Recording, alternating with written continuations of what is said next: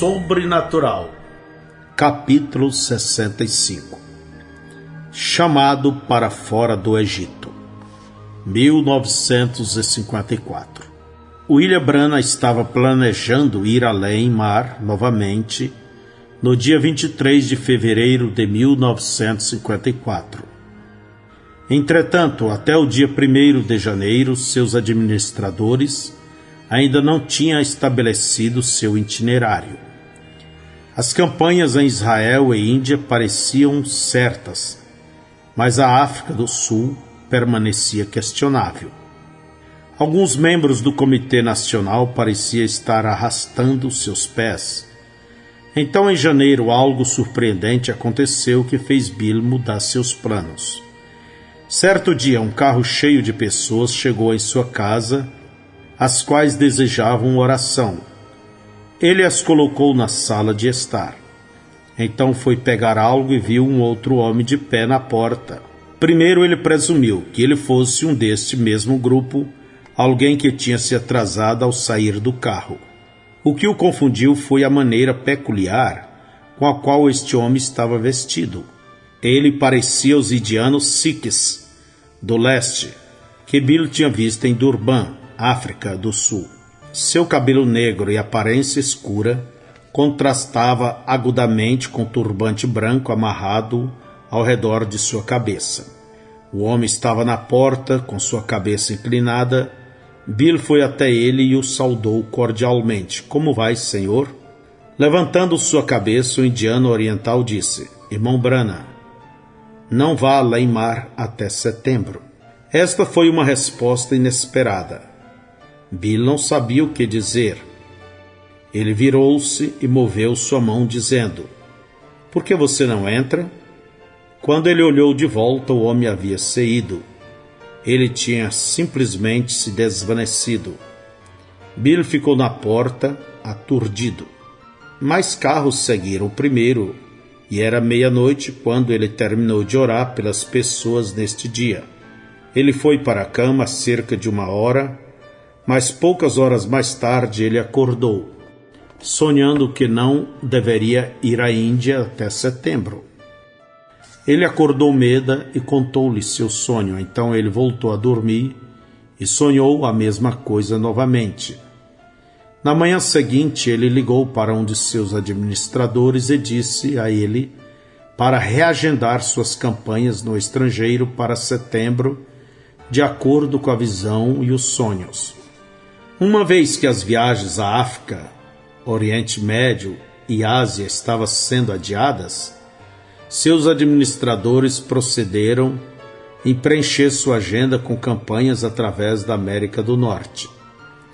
Nos primeiros 3 meses de 1954, Bill teve reuniões em Wood River, Illinois, Hot Springs, Arkansas e Shreveport, Louisiana. Depois destas, ele teve uma campanha de 8 dias em Phoenix, Arizona. Então moveu-se a Carlsbad, Novo México, e antes de voltar ao leste a Columbus, Ohio, onde ele teve uma gigantesca reunião no Coliseu, uma reunião que incluiu a cooperação de 400 ministros e suas congregações. No final de março, ele voltou para casa para ter reuniões em Louisville, Kentucky e Jeffersonville, Indiana. Em abril, Bill tirou um tempo para si, mas como de costume, isto não garantiu-lhe descanso algum. Enfermos e necessitados o procuravam a todas as horas do dia. Numa ocupada tarde de sábado, quando o número de visitantes veio a bem poucos, Bill disse a Meda: Se alguém mais ligar, apenas diga para ir à igreja de manhã e orarei por eles ali. Eu estou ficando cansado demais, querida, não consigo me segurar. Depois que os visitantes restantes saíram, Billy levou Meda para dar uma volta de carro. Ele não tinha destino algum em sua mente. Ele apenas queria sair de casa para que pudesse relaxar um pouco. Ele dirigiu-se ao sul de New Albany, em uma autoestrada com vista panorâmica que passava ao redor e ao topo de algumas colinas. A modesta elevação provia uma agradável vista da zona rural aos arredores, mostrando uma mistura entre campos de milho e terras arborizadas. Finalmente eles chegaram em um lugar onde a estrada fazia uma curva à beira de um precipício. Enquanto ele manejava seu carro na primeira curva, ele viu o anjo do Senhor como uma névoa branca diante de seus olhos. O vidro da frente ficou completamente branco. Por 5 ou 6 quilômetros, ele cegamente guiou seu carro em cada curva, enquanto seus olhos observavam algo acontecer a 12.800 quilômetros à distância, literalmente. Meda continuava conversando com ele, enquanto ela observava o bonito cenário além do precipício. Depois de 5 minutos, ela deu uma olhada em seu marido para ver por que ele não estava lhe respondendo. No instante em que ela viu seu olhar fixo transparente, ela sabia que ele estava perdido em uma visão. Bill, ela ofegou. Voltando a si, Bill estacionou seu carro ao lado da estrada. Querida, eu tenho que orar pelo irmão Boward agora mesmo. Eu vi sair de um trem na África do Sul e se ferir. Eu os vi pegarem-no e o colocarem em uma maca. Ele está em um hospital agora, seriamente enfermo. Eu devo orar por ele imediatamente. Caminhando a uma curta distância, a ladeira arborizada, ele ajoelhou-se e orou. Na noite seguinte, depois do culto, um de seus 4 telefones em sua casa tocou. Bill respondeu. Um operador de Louisville, da Western Union, disse: Senhor Branham, eu tenho um telegrama para você de Durban, África do Sul. É do Dr. Yager. Ele diz: ore pelo reverendo Boward imediatamente. Ferido depois de sair do trem, hospitalizado. Espera-se que ele morra. Quando Bill conseguiu uma ligação para Durban na segunda-feira, Fred Boward não tinha sido somente curado, como também já tinha deixado o hospital e retornado a seu trabalho. Por mais de um mês então, Boward tinha estado viajando através da África do Sul, tentando organizar mais campanhas branas no país. Até então era como tentar fazer um arranhão num diamante. A maioria dos cristãos da África do Sul queria que William Branham voltasse para ter mais campanhas de cura, porém muitos líderes da igreja não queriam o mesmo. O Comitê Nacional das Igrejas da África do Sul tinha a palavra final no caso. Certos membros poderosos do Comitê Nacional argumentaram que o alto perfil do ministério de Branham enfraquecera a influência de pobres pastores locais. Para um evangelista veterano como Boward, isso cheirava como uma desculpa podre usada para esconder a inveja deles. Depois de semanas de debate, o Comitê Nacional finalmente negou o pedido de visto de William Branham. Novamente, seu ministério fora estorvado pela política da igreja. Agora, esta seria a última vez. Em setembro de 1954, William Branham começou sua terceira viagem além-mar, voando à cidade de Nova York a Lisboa, Portugal, onde o barão von Broberg o esperava. O barão von Broberg era um aristocrata alemão, erudito e bem viajado. Ele falava 7 línguas. Em 1950, o barão von Broberg encontrou Bill na Finlândia e ficou impressionado pelo poder sobrenatural de Cristo, tão visível mostrado no ministério de Bill. Já que o barão tinha ligações com o mundo todo, incluindo monarcas e outros líderes políticos, von Broberg ofereceu-se a fazer o itinerário para Bill nesta viagem. Depois de Portugal, ele estava agendado a visitar a Itália, Egito e Israel. Então ele iria à Arábia e finalmente à Índia. Em Lisboa, von Broberg tinha preparado para Bill um jantar com o presidente e os membros de seu gabinete. Além disto, o barão não fora capaz de preparar uma campanha em Portugal. porque a Igreja Católica Romana usou sua influência política para impedi-lo de conseguir um grande auditório. Bill teve que fazer 2 reuniões em uma igreja pentecostal na base de uma colina nos limites da cidade. Mas aquelas 2 reuniões arderam com milagres, estabelecendo o tom para o resto de seu roteiro no estrangeiro. Saindo de Portugal, Billy Paul e o Barão von Blomberg tomaram voo para a Itália.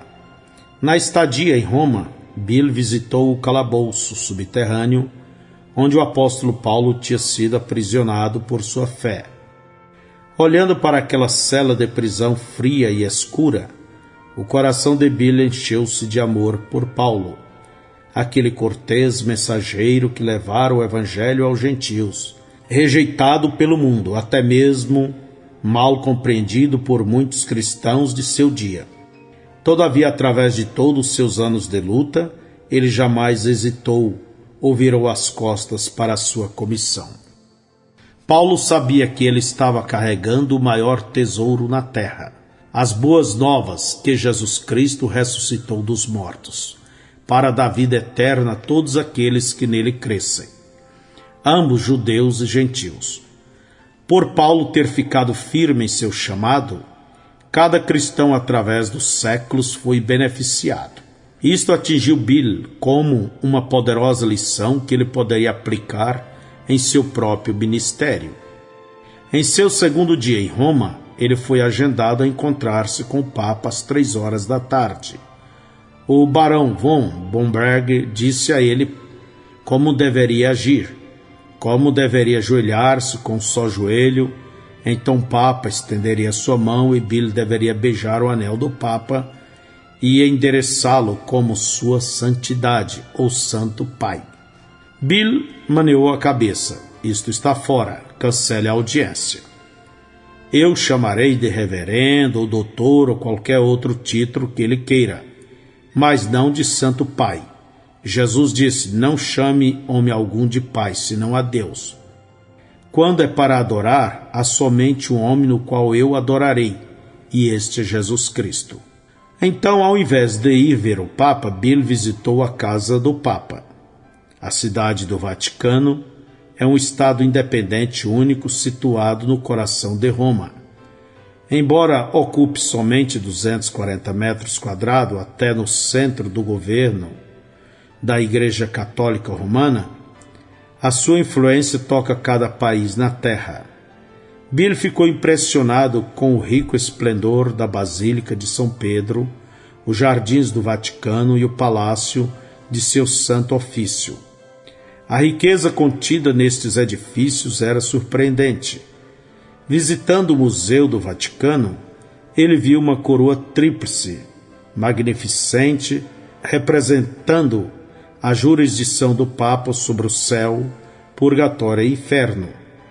Uma inscrição em latim lê-se Vicarius Filii Dei, significando vigário de Cristo ou no lugar do Filho de Deus. Que contraste entre as riquezas da cidade do Vaticano e a sombria cela de prisão não longe de onde Paulo, o apóstolo, passou os últimos anos de sua vida.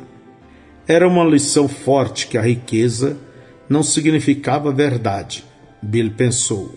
O evangelho não brilha, ele reluz. Em um parque não longe da cidade do Vaticano, um evangelista cristão estava tendo reuniões de avivamento em uma grande tenda. Bill foi até ali para ver o que estava havendo. Depois que Bill se apresentou, o evangelista local bondosamente pôs-se de lado, entregando seu culto ao americano mundialmente famoso.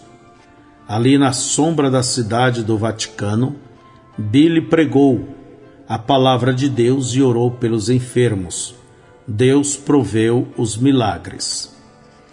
De Roma, Bill tomou voo para Cairo, Egito, onde passou um dia fazendo turismo, visitando as esfinges e as pirâmides e vendo por si mesmo que a grande pirâmide não tinha sua pedra de coroa.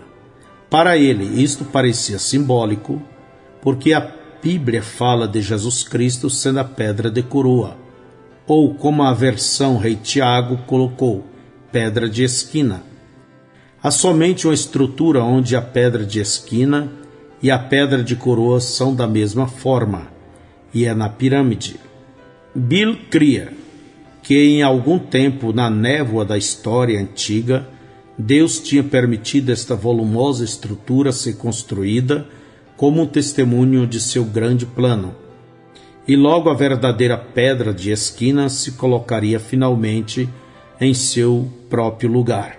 Naquela noite ele jantou com o rei Farouk do Egito. Na manhã seguinte, enquanto esperava no aeroporto internacional do Cairo, pelo avião que o levaria a Jerusalém, seu entusiasmo cresceu fortemente. Logo ele estaria em Israel, terra dos profetas da Bíblia, terra natal de Jesus, lar dos judeus cegados, muitos dos quais ainda estavam procurando pelo seu Messias. Uma reunião estava agendada em Jerusalém para aquela mesma tarde. Embora muitos judeus descartavam o cristianismo como sendo falso, e conhecendo a natureza incomum do ministério de Bill, Lewi Petros ainda esperava o comparecimento de cerca de 5.000 israelitas. Propagandas foram colocadas ao redor de Jerusalém, sugerindo uma ligação entre seu dom de discernimento e o sinal de seu Messias. Bill cria que este era um ambiente perfeito para seu ministério. Judeus devotos reverenciariam seus profetas. Encravado nas leis mosaicas, era duas as qualificações de um verdadeiro profeta. Primeiro, ele teria visões. Segundo, sua precisão seria de 100%. Bill imaginou o que aconteceria quando ele chamasse uma fila de oração em Jerusalém e o discernimento começasse. Certamente aqueles judeus reconheceriam o sinal de seu próprio Messias. Ele imaginou toda a audiência recebendo o batismo do Espírito Santo, assim como aqueles 120 discípulos fizeram no dia do Pentecostes. Se isto acontecesse, a era gentílica estaria terminada. Jesus disse: Jerusalém será pisada pelos gentios até que os tempos dos gentios se completem. Assim que Israel, como uma nação, aceitar a Jesus Cristo, a noiva gentia de Cristo será levada com seu noivo, enquanto o resto do mundo mergulha na agonia da grande tribulação. Os judeus terão então 3 anos e meio para pregar o Evangelho de Cristo antes da grande batalha final. De acordo com o livro de Apocalipse, quando a poeira levantar no campo de batalha do Amargedon, o sol nascerá num milênio de paz e perfeição. Bill mal podia conter seu entusiasmo. Nesta tarde ele poderia estar pregando o sermão mais importante de sua vida. O avião tinha pousado, mas ainda restava 30 minutos até que fosse tempo de subir a bordo. Então ele foi a uma loja de presentes. Pegando um pequeno elefante esculpido em uma madeira de ébano com dentes de marfim, ele estava considerando comprá-lo para o Dr. Adair, quando ele ouviu alguém dizer: "Não vá." Ele olhou ao redor, mas ninguém estava prestando atenção nele. Talvez eu imaginei isto, ele pensou, e estava indo ao balcão para pagar. Então ele ouviu isto novamente, distintamente: "Não vá, esta não é a hora." Não havia erro na voz do anjo, mas ele mal podia crer no que ele estava ouvindo. As reuniões estavam marcadas, o avião estava esperando. O que isto significava? Saindo do lotado terminal de passageiros, ele foi para a parte de trás de um hangar para que ali pudesse ficar sozinho. Ali ele orou: "Pai Celestial, em poucas horas mais eu estarei indo à Palestina e estarei diante de seus filhos cegados. Eu desafiarei aqueles judeus a crerem no sinal de seu Messias. Quando eles reconhecerem que isto és tu fazendo, o discernimento, eles receberão o batismo do Espírito Santo. Apenas tão certo desta forma, não é o que tu queres? O anjo do Senhor apareceu, suspenso no ar como um ponto de luz, como uma névoa branca. Billy se encolheu contra o hangar. O Espírito Santo disse: fique fora da Palestina. Este não é o seu lugar. Esta não é a hora. A taça de iniquidade dos gentios não está cheia ainda. Há mais respingos para serem feitos. Aquele ponto de névoa reluzente evaporou-se no sufocante calor do deserto, deixando Billy ofegante. O que ele deveria fazer agora? Não seria fácil cancelar sua campanha em Israel com tão pouco tempo. Ele poderia até mesmo provocar amargos sentimentos entre aqueles que tinham trabalhado tão duro para levá-lo à Palestina. Mas sua dolorosa lição na África do Sul não podia ser esquecida. Ele estava determinado a fazer o que o Espírito Santo dissesse para fazer, independente das consequências. Voltando ao terminal, ele mudou sua passagem de Jerusalém, Israel, a Atenas, Grécia. Isto deixou o barão von Blomberg entristecido com a desagradável tarefa de voar a Jerusalém e cancelar a reunião daquele dia. O barão voltaria a estar com ele na Arábia Saudita, onde Billy estava agendado a jantar com o rei da Arábia. Na Grécia, Billy visitou as ruínas do templo de Ares, deus grego dos trovões e guerra, conhecido aos romanos como Marte, onde Paulo, o apóstolo, tinha pregado o evangelho àqueles atenianos da antiguidade. Naquela noite, em seu quarto de hotel, Billy estudou sua Bíblia, tentando fazer sentido ao que o Senhor dissera a ele no Egito. Ele pensou que tinha entendido seu ministério antes disto. Aparentemente, ele tinha perdido algo. Mas o que ele perdera? O Espírito Santo disse: fique fora da Palestina. Este não é o seu lugar. Então ele tinha estado errado ao pensar que poderia mostrar aos modernos israelitas o sinal do seu Messias. Este era um erro honesto. Em 1933, o Senhor dissera: assim como João Batista foi enviado como precursor à vinda de Jesus Cristo, assim tu és enviado como uma mensagem para precursar sua segunda vinda. João Batista introduziu Jesus aos judeus. Então Jesus vindicou-se produzindo o sinal do Messias, sabendo o passado e futuro das pessoas com as quais ele jamais se encontrara antes e revelando o segredo de seus corações. Nos últimos 5 anos, Bill tinha estado demonstrando o sinal do Messias em suas reuniões. Quando a unção descia e as visões sucediam, ele podia discernir o passado, o futuro e os pensamentos secretos das mentes das pessoas. Este discernimento sempre era perfeito, porque ele não estava fazendo isto. Jesus Cristo dava cada visão e fazia cada milagre. Bill era como um microfone, ligado em um amplificador elétrico. O microfone é mudo até que alguém fale nele. Deus estava falando e seu Espírito Santo estava amplificando este dom de discernimento até que cristãos ao redor do mundo todo pudessem ouvir isto. Pelo Senhor ter dito a Bill que seu ministério era paralelo ao ministério de João Batista, parecia apenas lógico que ele deveria ir a Israel e demonstrar este sinal do Messias aos judeus. Agora, Bill podia ver que ele tinha deixado passar por alto um simples fato. A Bíblia não falava sobre 2 vindas de Jesus Cristo. A Bíblia fala de 3 vindas. A primeira vinda aconteceu perto de 2000 anos atrás, cerca do ano 30 depois da era cristã. João Batista introduziu Jesus aos judeus como seu Messias, seu Salvador.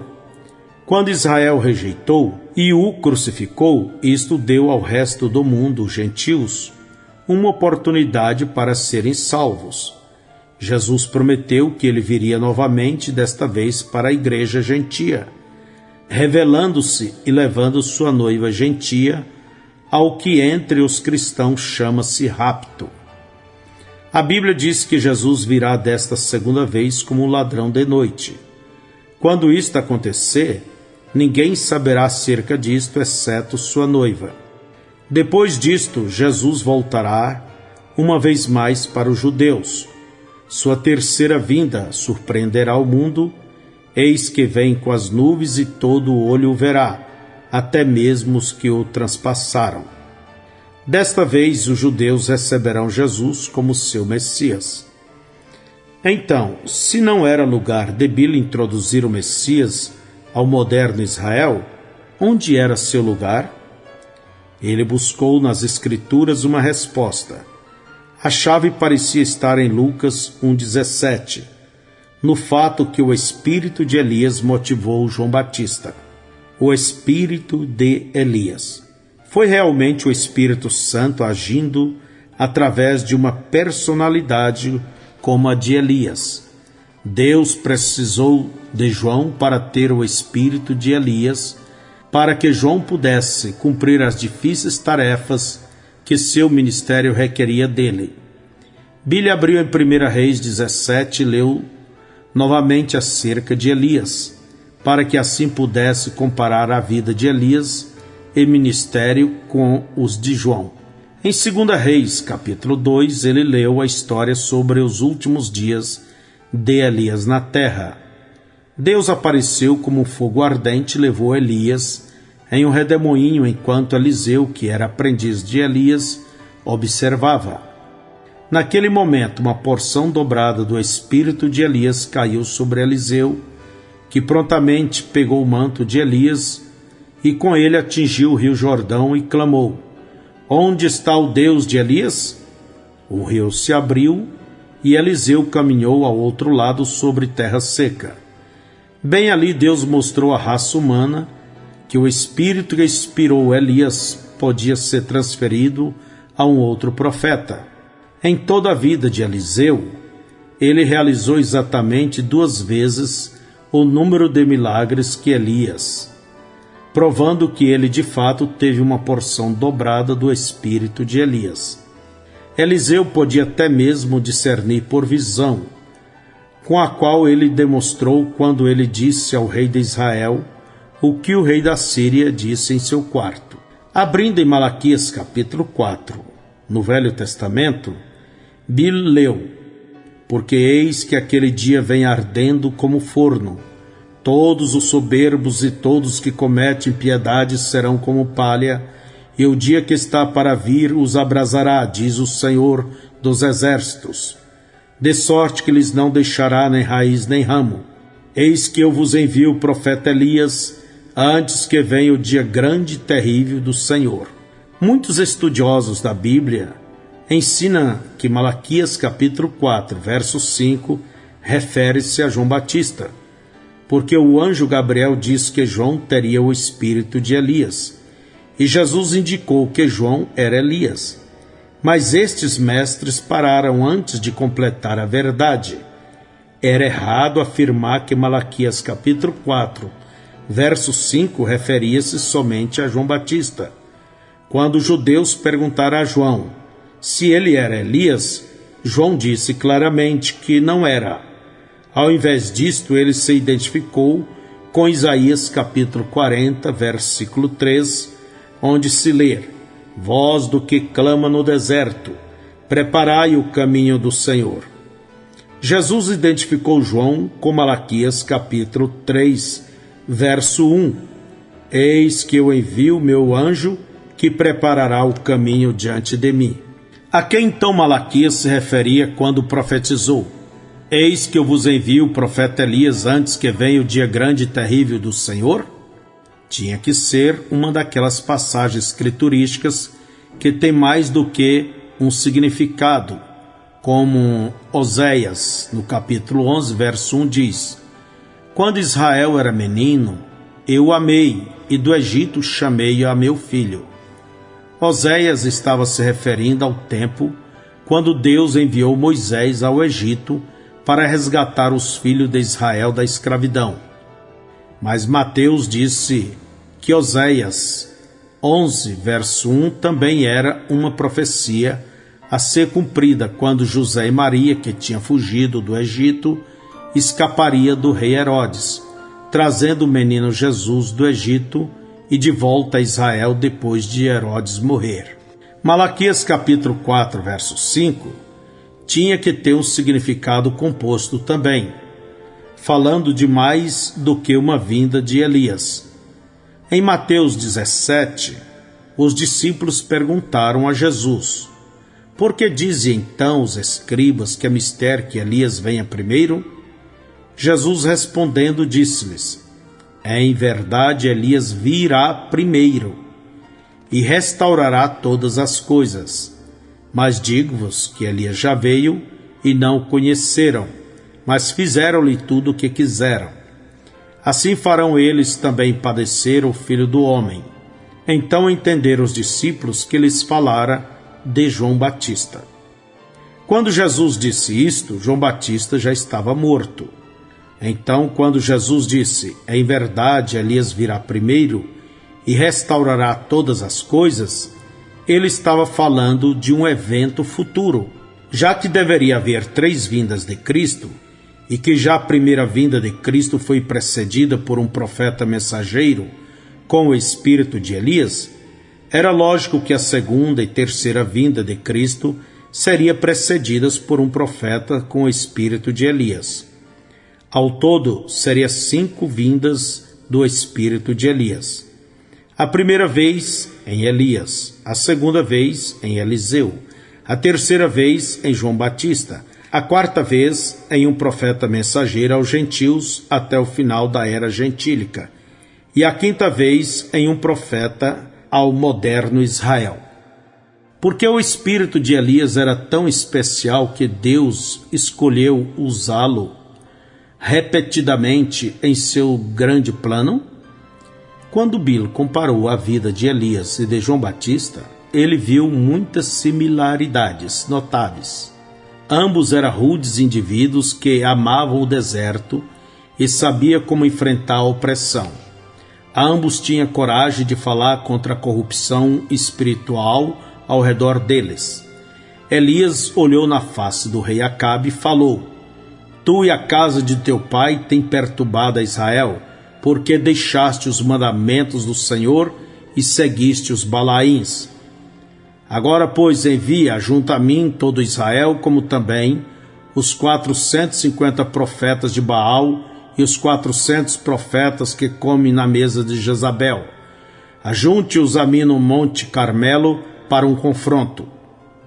João olhou para aqueles fariseus e saduceus e disse: raça de víboras, quem vos ensinou a fugir da ira futura? Produzi, pois, frutos dignos de arrependimento. Nem Elias ou João foram tentados pelo dinheiro, poder, fama ou mulheres. Ambos denunciaram a imoralidade. Elias condenou a idolatria da rainha Jezabel e João repreendeu o rei Herodes por viver em adultério com a esposa de seu irmão. Ambos, Elias e João, tiveram suas falhas também. Depois da vitória de Elias sobre o Monte Carmelo, ele fugiu da ira de Jezabel e se escondeu no deserto. Durante sua jornada, ele ficou tão depressivo que pediu a Deus para matá-lo. João também passou por períodos mal-humorados. Quando ele esteve na prisão, ele ficou tão desesperado que enviou uma mensagem a Jesus que dizia: tu és aquele que deveria vir, ou devamos esperar por um outro? Notando estas faltas, Bila encorajou-se. Isso lhes mostrava que tudo o que Elias, Eliseu e João Batista fizeram foi o resultado de Deus trabalhando através deles. Eles não poderiam confiar em sua própria força.